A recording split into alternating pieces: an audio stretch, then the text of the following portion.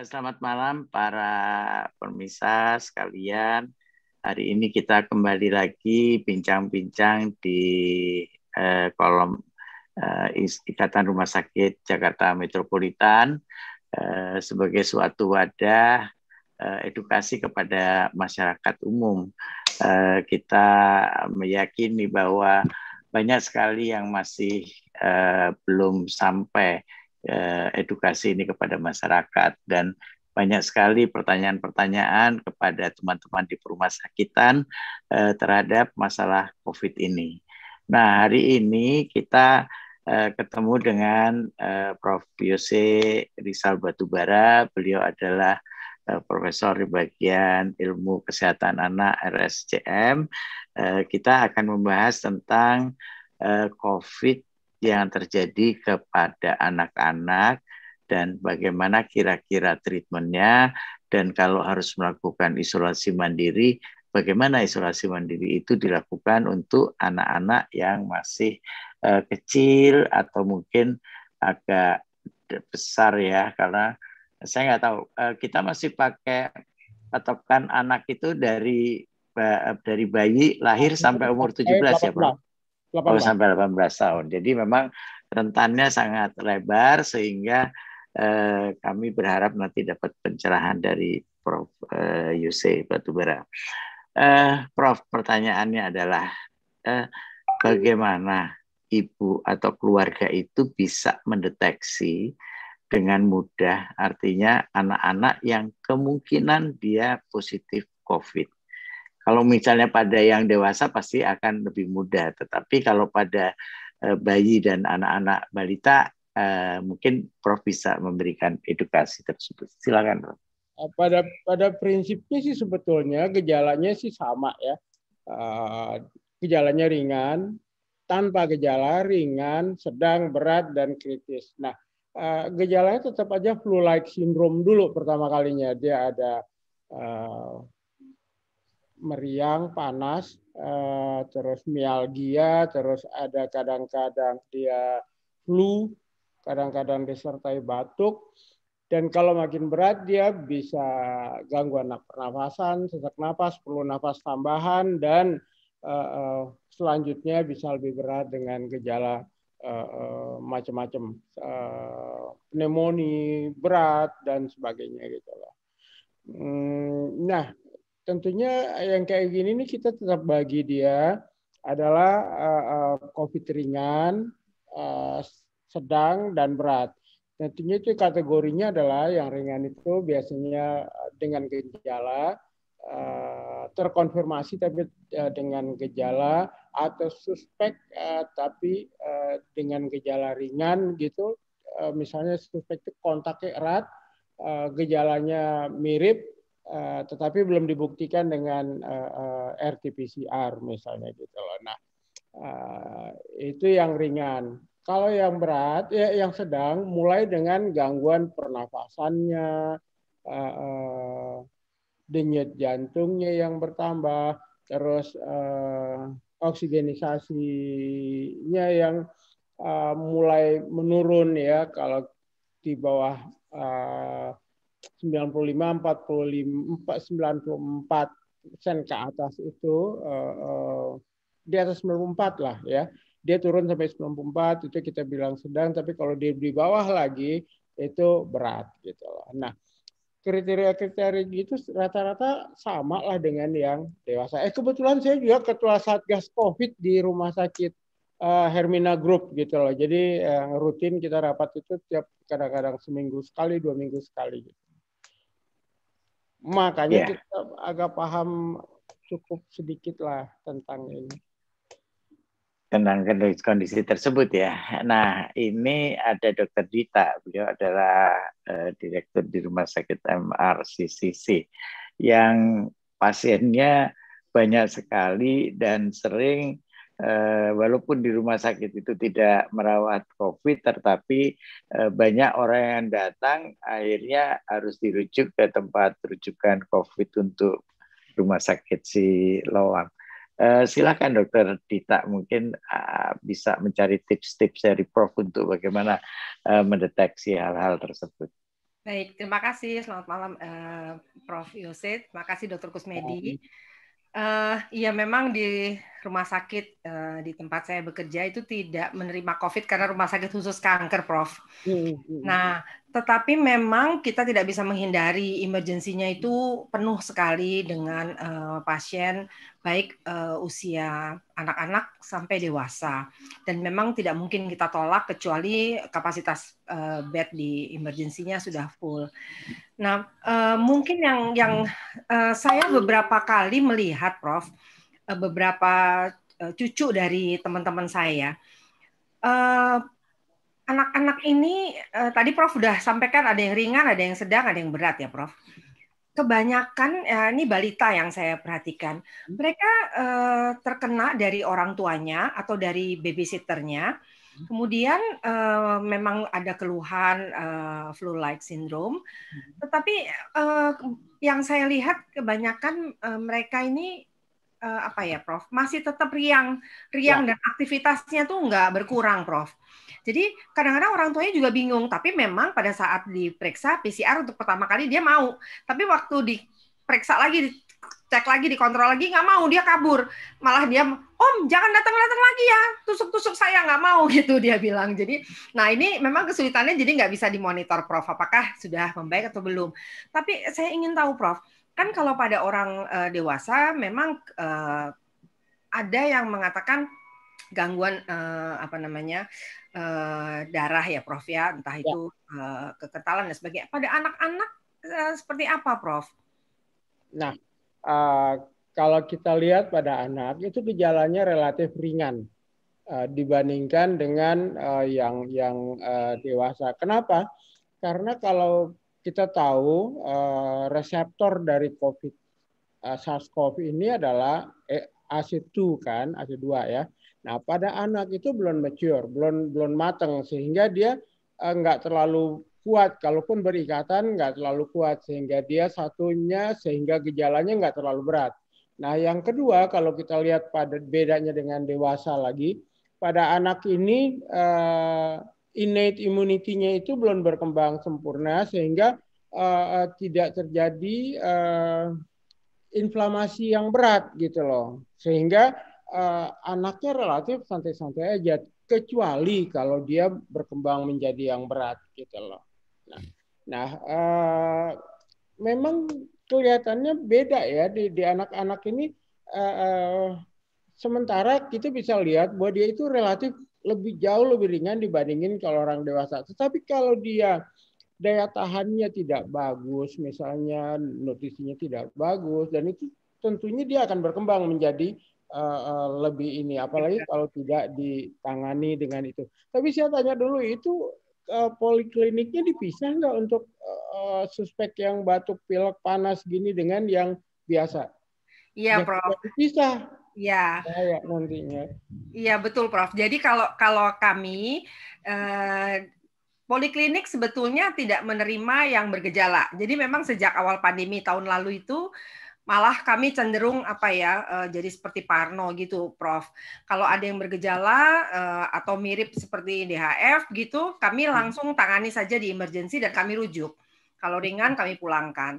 Jadi memang karena khawatir sekali pasien-pasien kanker, memang dengan adanya pandemi, pasien kanker ini jumlahnya meningkat, Prof, karena mereka tidak bisa keluar negeri lagi. Jadi memang banyak yang justru datang ke rumah sakit, sehingga ini yang menyulitkan kita memisahkan dia pada waktu pasien masuk lewat UGD, Prof. Ini kan memang ada pasien-pasien COVID yang datang juga, tapi ada pasien-pasien yang non-COVID, Prof.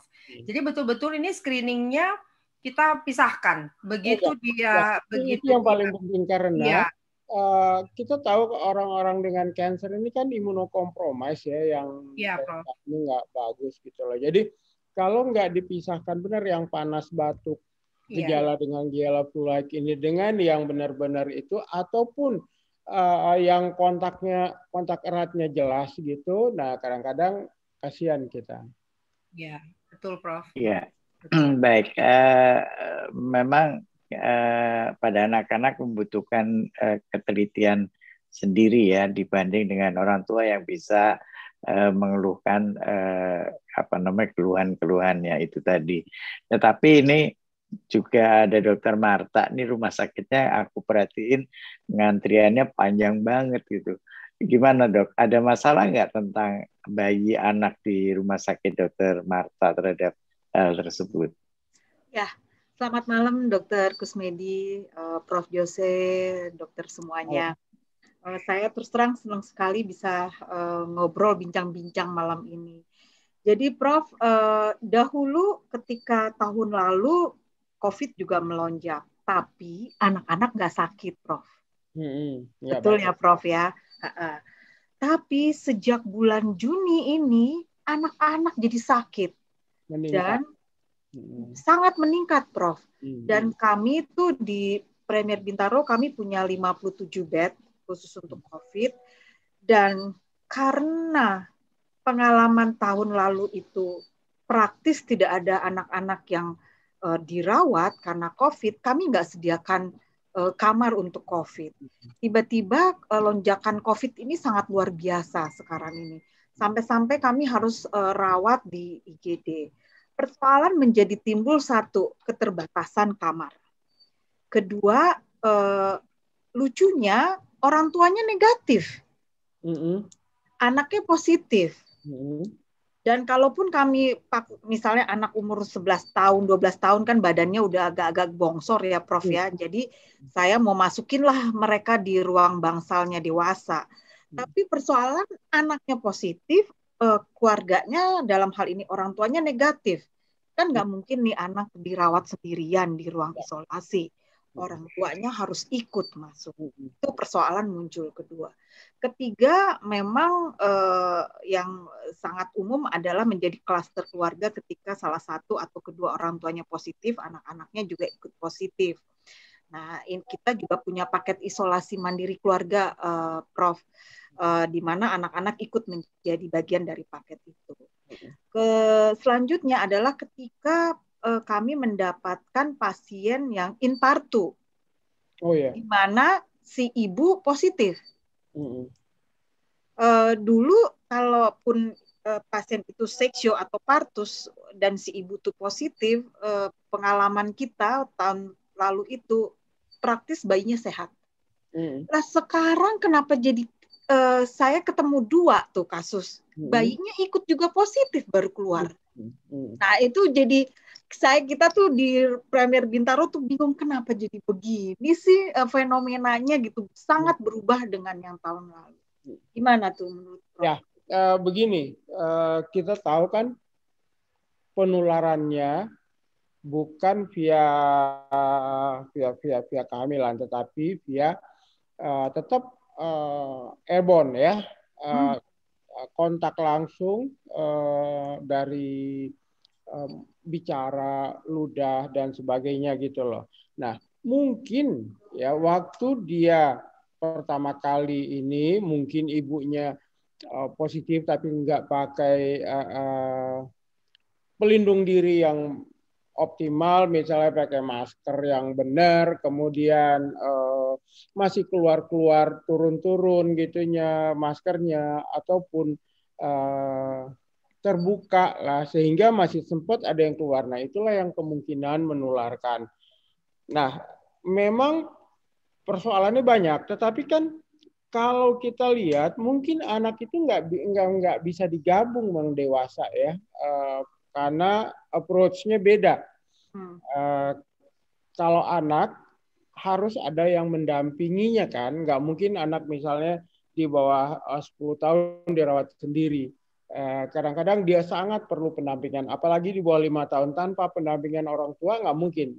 Nah disitulah kadang-kadang kita mesti perhatiin kalau orang tuanya mesti ikut mendampingi, dia mesti pakai perlindungan diri yang ketat. Dulu kita suruh pakai hazmat, pakai masker yang itu, pakai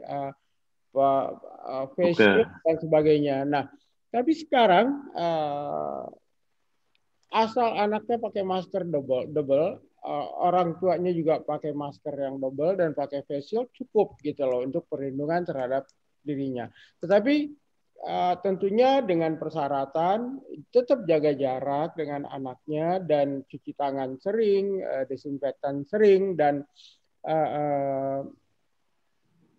jangan buka sekali-sekali masker di dalam situ gitu. Nah, itu yang kita anjurkan memang sekarang. Dulu sangat ketat soal gitu, sekarang agak lebih longgar sedikit dengan persyaratan-persyaratan yang tadi. Ya, memang tidak mudah ya Prof untuk seorang ibu mendampingi anak yang sedang positif tersebut, karena kalau di rumah sakit mungkin masih lebih mudah. Tetapi kalau di rumah tentunya was-was dari si ibu pun akan meningkat juga seperti itu. Nah, ada nggak tips untuk mereka-mereka yang melakukan isolasi mandiri di rumah tersebut, Prof? Nah, yang isolasi mandiri itu yang tanpa gejala, terkonfirmasi tapi tanpa gejala ya. Dulu istilahnya OTG ya. Dan yang kedua itu yang terkonfirmasi tapi gejalanya ringan. Artinya nafasnya masih nggak sesak, masih bisa aktivitas kesana kemari, saturasi oksigennya juga di atas 95 gitu ya, dengan suhu udara. Dan itu bisa dilakukan isolasi mandiri. Dan juga tapi yang kita perhatikan ada beberapa hal. Jadi harus bisa kamarnya kalau bisa sendiri ya. Terus alat makannya sendiri, jangan dicampur. Kemudian kamar mandinya sendiri. Kalaupun dia pakai kamar mandi yang lain, setelah dia keluar di situ didesinfektan dulu. 30 menit dibiarkan, ditutup, kemudian 30 menit baru yang lain bisa memakainya, begitulah. Kemudian oximeter harus punya. Jadi paling nggak 2 kali sehari itu diukur saturasinya. Kemudian protokol kesehatan itu yang itu tetap dilakukan, jadi jaga jarak. Kalaupun misalnya ventilasi ruangannya itu nggak bagus misalnya ya, kalau udah bagus secara berkala dibuka jendelanya gitu loh. Dan kalau dia tidak bagus, tidak ada kemungkinan untuk sirkulasi udara yang bagus, dia boleh di luar, tetapi orang rumah yang lain nggak boleh di luar, terpisah gitu loh. Dan itu dia bisa berjemur ataupun sekalian dia menghirup udara yang berganti gitu loh. Dan kemudian tentunya yang terakhir yang keenam itu diajarkan berdoa. Ya. Sehingga juga ini ya usaha ya, lah. Memang semua memang harus dilakukan ya Prof. Jadi Dokter Yanuar ini dia yang punya rumah sakit ibu dan anak. Pasti dia juga lagi pusing mikirin bagaimana ibu-ibu yang positif kemudian harus seksio dan kemudian bayi-bayinya. Mungkin ada yang bisa ditanyakan Pak Yanuar. Baik, makasih Pak Kusmedi. Malam Prof Yose. Saya banyak Prof banyak ibu-ibu yang melahirkan karena kebetulan saya ada di rumah sakit ibu dan anak. Yang ingin saya katakan Prof, banyak sekali ibu-ibu tanya kebetulan ibunya positif. Nah, itu mereka selalu mempertanyakan masalah menyusui bayinya Prof. Nah, apakah ibu-ibunya sih tetap berkeinginan tetap menyusui bayinya? Tapi kita sebagai makesi yang was-was gitu loh, nggak menyusui bagaimana gitu kan? Nah, mau menyusui juga kita was-was, nggak menyusui. Ibunya bilang saya punya hak untuk menentukan apa yang terhadap anak saya. Bingung kita gitu, Prof. Kira-kira tanggapan Prof gimana kalau untuk ibu yang dia boleh menyusui Pak? Boleh ya. Boleh sekali sama sekali, Kak. Cuman dia tetap menutup ini ya, menutup erat-erat seksi MPD-nya. Anaknya tidak terkontaminasi dengan cipratan liurnya misalnya gitu loh. Dan kalaupun misalnya takut, pumping kan bisa. Oh ya, jadi berarti bayinya dengan bagus dulu dipumping dan itu bisa dikasihkan. Berarti bayinya digabung ke ibu hanya saat menyusui saja, di luar hanya saat menyusui. Hanya saja, jadi nggak bisa rooming karena bayinya tetap harus dipisahkan kan, Prof? Iya. Nggak boleh rooming in dan itu tetap harus dipisahkan. Harus dipisahkan. Ya. Tapi pada saat menyusui dia boleh. Tapi dengan persyaratan ini masih ketat banget gitu. Kalau perlu pakai yang N95 dan masker bedah dan di luarnya masker kain gitu lah. Sehingga kemungkinan untuk dia keluar sedikit sekali gitu loh. Termasuk inisiasi menyusui dini, Prof. Kalau untuk tetap boleh ya? Inisiasi menyusui dini itu kan dia pakai ini enggak, kalau dia pakai cup gitu susah tentunya. Tapi kalau ibunya sadar, ini boleh. Boleh ya, karena kadang-kadang was-was kita habis segitu melahirkan, kita berusaha bayinya segera disingkirkan dulu. Was-was, jadi biasa seburu-buru kita keluarkan di kamar operasi. Baik, Prof. Jadi kita nanti bisa lebih yakin kalau berani bayinya kita berikan kepada ibu untuk menyusui. Terus yang kedua, Prof, untuk bayi anak-anak yang OTG, Prof, kan banyak yang tidak dirawat. Ya, banyak orang tuanya itu datang telepon ke rumah sakit karena mereka jadwal untuk imunisasi, Prof. Imunisasi yang rutin. Nah, ini kita kalau rencana kan kita tunda karena dia posisi masih COVID. Tapi orang tua sendiri kadang-kadang mendesak nanti kalau tunda nanti imunisasi jadi terlambat. Itu kira-kira gimana, Prof? Nggak perlu, bisa ditunda kok sebulan. Ya, sekarang pun dari kita dari IDAI itu ada menginstruksikan karena pandemi yang ramai begini, imunisasi tunda dulu deh sebulan gitu loh. Oh, iya. Jadi boleh aja, ada namanya yang kita bilang catch up imunisasi. Jadi mengejar imunisasi yang tertinggal itu nantinya gitu loh. Oh iya. Tapi tetap nanti ya. Ya, baik Prof. Itu ini yang dua hal yang sering orang awam yang selalu mempertanyakan gitu loh. Jadi kalau dengan ada penjelasan Prof kan nanti kita bisa mudah-mudahan ibu-ibu yang menonton bincang-bincang malam ini pada ibu-ibu juga jadi tahu bahwa ternyata ada hal-hal yang perlu diperhatikan gitu. Baik, terima kasih Prof. Oke, mari Pak.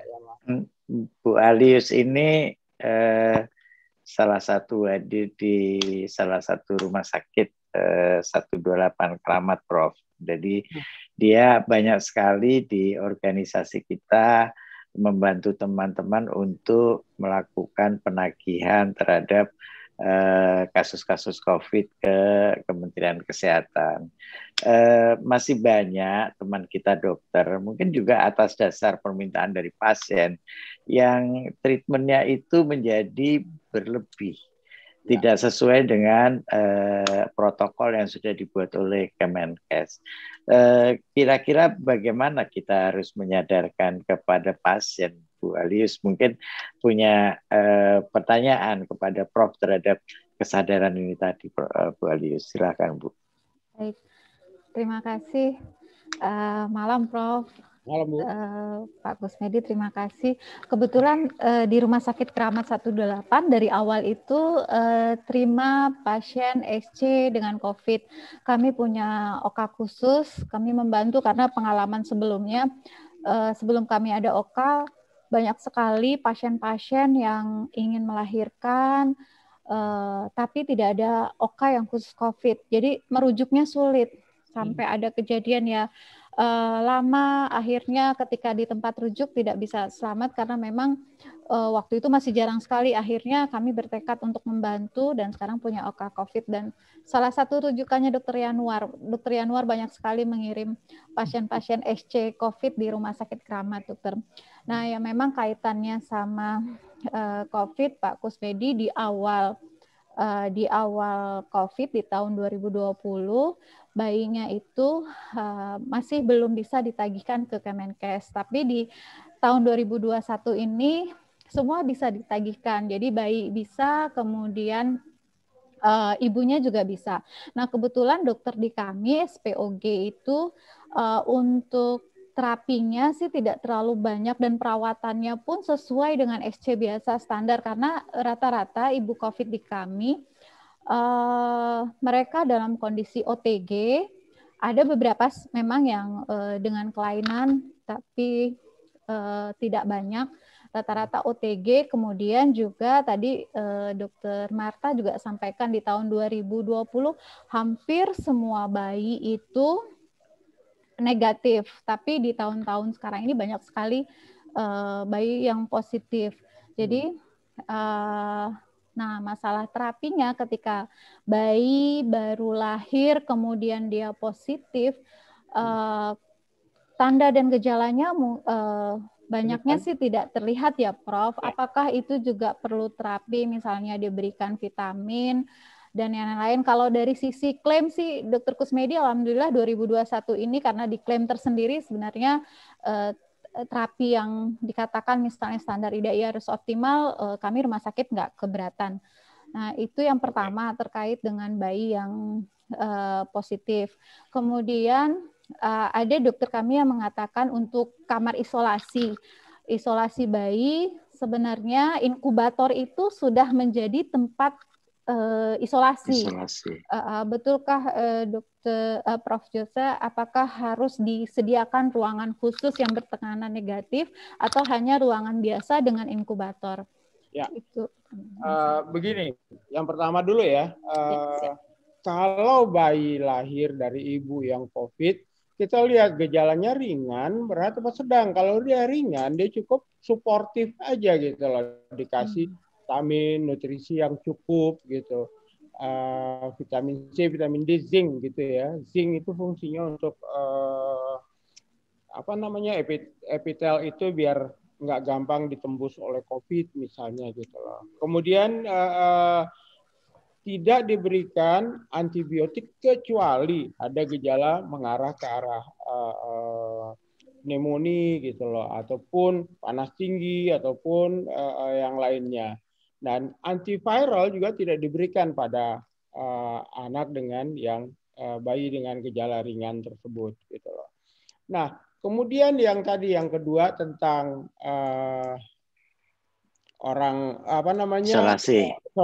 isolasi. Kita memang memisahkan bayi yang COVID ini dengan bayi yang sehat gitu loh. Karena biar bagaimanapun dia menangis kan, dan kita nggak semua rumah sakit bisa menyediakan ruangan dengan tekanan negatif. Tapi asal dia dipisah dari kelompok bayi-bayi yang sehat, yang tidak dari ibu yang ini, itu relatif aman. Ya, jadi kalau bisa memang dipisahkan di ruangannya, di ruangan tersendiri gitu loh. Karena tetap kita takutkan bayi ini kan juga dimandiin kan, dan dikeluarkan dari inkubator itu.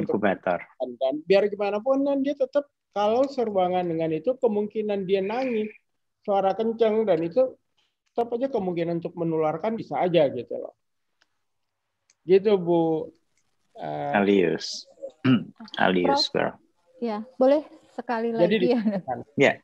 Silakan. Prof, kalau dari ibu yang positif kemudian bayinya negatif, kemudian dari ibu yang positif bayinya positif, apakah bayi yang negatif ini dari ibu yang positif, bayi positif itu bisa dalam satu ruangan ya Prof? Enggak lah. Jangan, dia dalam satu ruangan kalau dia mau menyusui. Enggak, maksud saya bayinya, Prof. Maksudnya bayinya. Apakah bayi yang dari ibu positif tapi bayinya positif? Bayinya negatif yang negatif, satu. Kan? Kemudian kalau ibunya positif, bayinya yang positif. Negatif, jangan. Tapi kalau yang positif sih boleh. Oke. Iya, memang sesuatu yang kalau bayi mungkin masih lebih mudah ya, karena belum mempunyai keinginan dan sebagainya. Tetapi ada tips Prof untuk mereka yang sudah mulai masuk arah dewasa ya, artinya umur 5, 6, 7, mereka kan pasti susah untuk dilakukan dikurung, di karantina tersendiri seperti itu di dalam sebuah ruangan tanpa ada yang menemani, bukan sesuatu yang mudah tentunya. Ada tips untuk para pemirsa untuk hal-hal yang semacam itu. Anak ini mau diisolasi mandiri, dirawat sendiri gitu, harus ada yang menemani satu kalau yang kayak begitu ya. Nah, risikonya apa kalau dia nggak pakai ini yang cukup gitu? Sorry, nanti tak telepon lagi. Dia ketularan. Nah, tetapi kita harapkan dia cuma satu orang aja yang menemani. Jangan misalnya hari ini ibunya, ntar besok bapaknya, ntar besoknya semuanya kita kena. Nah, kita risikonya lebih kecil kalau satu. Jadi misalnya ibunya aja, dia dekatnya sama ibunya. Tapi ibunya dulu itu kita pakaiin hazmat begitu loh. Tapi sekarang dia cukup dengan perlindungan, masker, pakai masker yang 2 lapis, pakai face shield, itu sudah cukup terlindungi. Dan kalau bisa jendelanya dibuka gitu sehingga sirkulasi udaranya bagus. Gitu loh. Nah, risikonya apa? Risikonya tentunya tertular. Nah, secara berkala kan nanti waktu anaknya diperiksa di swab untuk positivity-nya yang berikutnya, itu ibunya juga di swab gitu secara berkala barengan gitu loh. Ketular apa tidak? Kalau ketular dia tanpa gejala kita perlakukan sebagai COVID ringan yang mungkin tidak perlu terapi yang isolasi mandiri. Gitu. Suportif aja yang kita berikan. Betul. Nah, ada satu yang perlu saya tanya, Prof, bahwa pada dewasa kan kita menyelesaikan karantina atau isolasi mandiri itu pada hari ke-14 ya. Karena dianggap pada hari ke-14 itu apabila PCR-nya masih positif pun dia tidak akan menularkan virus itu ke orang lain. Apakah biasanya saya perhatikan pada anak-anak itu lebih memanjang waktu pemeriksaan untuk dilakukan PCR itu kadang-kadang lebih dari 14 hari dia masih positif. Apakah perlakuannya sama dengan dewasa apabila dia melalui 14 hari itu? Perlakuannya sama, jadi tetap 10 hari isolasi mandirinya, kemudian 3 hari bebas demam gitu loh. Yeah. Dan kalaupun dia udah bebas demam, dia tidak akan menularkan gitu loh. Dan juga tidak dianjurkan untuk melakukan PCR berikutnya itu loh. Katanya karena satu biaya, yang kedua trauma, dan yang kedua toh dia itu menurut WHO loh, menurutnya karena dia tidak akan menularkan lagi. Kalaupun dia masih positif, mungkin cuma sisa-sisa dari kuman-kuman tersebut yang menyebabkan PCR-nya masih positif. Biasanya sudah habis setelah 14 hari. Tersebut ya. Teman-teman ada yang mau ditanyakan lagi kepada Prof. Yose terhadap kondisi harian yang teman-teman hadapi? Boleh saya, Dok? Ya, silakan. Siapa duluan nih? Silakan. Ya, silakan Dr. Marta. Terima kasih Dr. Kusmedi, Dr. Yanwar. Prof. Jose, kalau orang dewasa kan kita biasanya suka concern dengan happy hipoksia ya, Prof ya. Nah, pada anak-anak, apa sih yang harus menjadi concern kita di mana anak-anak ini yang tadinya OTG bisa jatuh dalam keadaan perburukan berdasarkan pengalaman Prof selama ini menangani. Atau misalnya dia ini dirawat ya, tadinya nggak ada apa-apa, kemudian demam ini demam terus menerus gitu loh, nggak selesai. Nah ini nggak bisa diisoman, ini harus dirawat. Kedua misalnya nafasnya yang tadinya oke-oke terus jadi sesek, itu perlu dirawat gitu loh, nggak bisa dilakukan di isoman. Kemudian dia ada keluhan nyeri dada misalnya, anak yang agak besar kan bisa ngeluh ya nyeri dada. Dan itu nggak bisa dilakukan di isoman di rumah, harus dibawa ke berikutnya. Dan diare yang terus-menerus, kemudian muntah yang terus-menerus, dan ada penurunan kesadaran. Nah itu nggak bisa dilakukan, diteruskan isolasi mandirinya, dan itu harus dibawa ke rumah sakit, mungkin untuk perawatan. Berarti pada anak hal begitu yang kita perhatikan gitu. Oke. Artinya pada anak faktor penyerta apa yang bisa membuat anak jatuh dalam perburukan? Kalau dewasa kan hipertensi, diabetes. Kalau pada anak apa namanya itu daya tahan tubuhnya mungkin ya, daya tahan tubuhnya nggak bagus. Kemudian obat simptomatiknya tidak diberikan dengan baik. Misalnya dia panas nggak dikasih obat panas, kemudian dia batuk tidak dikasih obat batuknya gitu lah, yang kayak gitu-gitulah. Tapi pada anak jarang sekali ada komorbid kecuali asma mungkin ya, asma relatif banyak pada anak. Overweight gimana, Prof? Overweight ya 1-2 sih ada ya, tetapi nggak banyak lah. Mungkin salah satu faktor ya bisa aja overweight, tapi pada anak nggak terlalu banyak lah. Ya. Silakan tadi siapa Dr. Yanuar. Ya baik Prof. Sebenarnya tadi saya sudah ditanya oleh Bu Marta. Saya mau lanjutin ya Prof tentang masa penyakit penyerta anaknya. Saya perhatiin di rumah sakit Prof. Bayi anak-anak yang terdeteksi COVID positif itu rata-rata tadi kan tidak ada keluhan. Tapi kalau seandainya kita lihat medical recordnya bahwa sebelumnya dia ada penyakit penyerta atau biasa kan anak sering bronchopneumonia, sering tadi Prof juga bilang ada riwayat asma, itu biasanya saat terdeteksi PCR positif bayinya sehat, anaknya sehat-sehat. Tapi 2 hari kemudian langsung cepat sekali drop deh Prof. Ya. Apa memang kalau gitu kami sering khawatir loh meskipun saat itu anaknya tidak ada keluhan, tapi karena riwayat penyakitnya sebelumnya dia ada sering batuk pilek, ada pneumonia begitu, ya kita lebih baik sekarang kita suruh rawat karena biasanya 2 hari kemudian tiba-tiba langsung drop Prof. Itu gimana Prof? Nah kan ada patokannya kalau misalnya dia pertama kali itu DPL itu pemeriksaan darah tepi itu dilakukan, diff count itu dilakukan, cuman kalau ronsen mungkin dilakukan.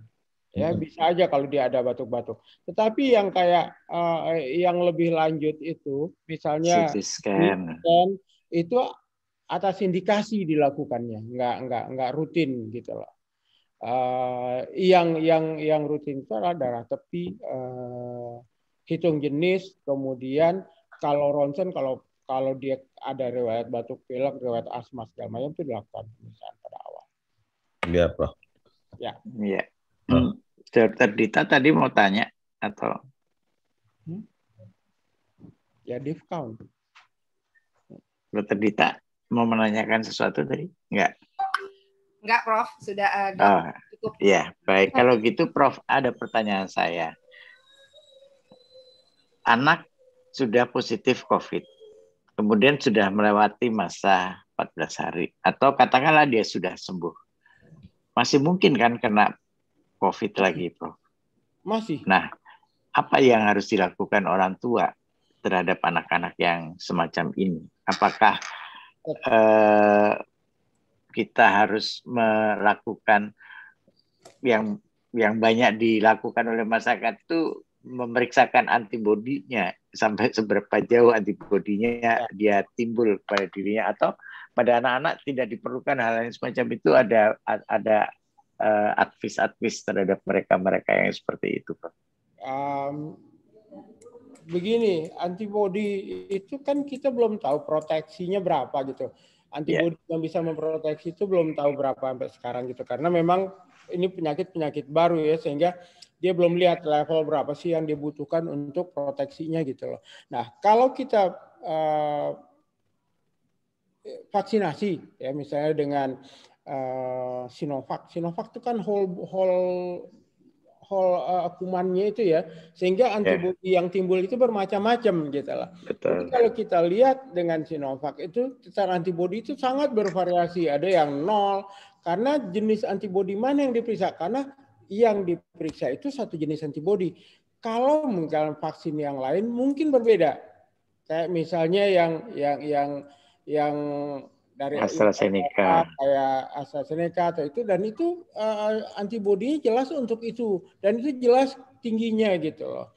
Jadi jangan khawatir kalau dengan Sinovac itu titer antibodinya rendah, bukan berarti kita nggak punya antibodi. Kemungkinan kita punya terhadap apanya yang lain gitu. Jenis yang lain ya.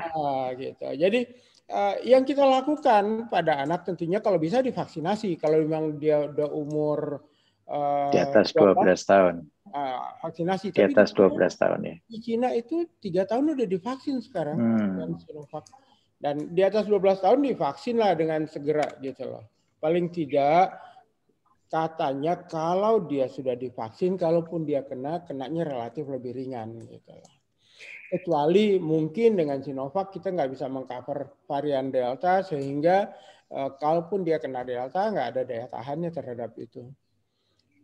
Yang tadi yang saya sampaikan, Prof. Jadi kalau orang ini sudah sembuh, sementara umurnya katakanlah belum sampai 12 tahun, apa yang harus dilakukan oleh orang tuanya untuk menjaga anak ini supaya dia tidak terserang lagi COVID ini tadi?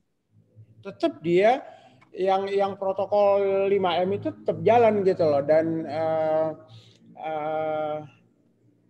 ya kalau misalnya ada yang batuk pilek di rumah ya dia jangan dekat-dekat lah gitu loh. Karena walaupun dia sudah pernah terkena, kemungkinan untuk kena bisa aja dengan varian yang lain misalnya gitu loh. Yeah. Jadi tetap berhati-hati. Kalaupun sebenarnya dia sudah bisa divaksin mestinya ya, tetapi kan kita penelitiannya belum cukup untuk mengatakan ini boleh untuk 3 tahun ke atas. Gitu.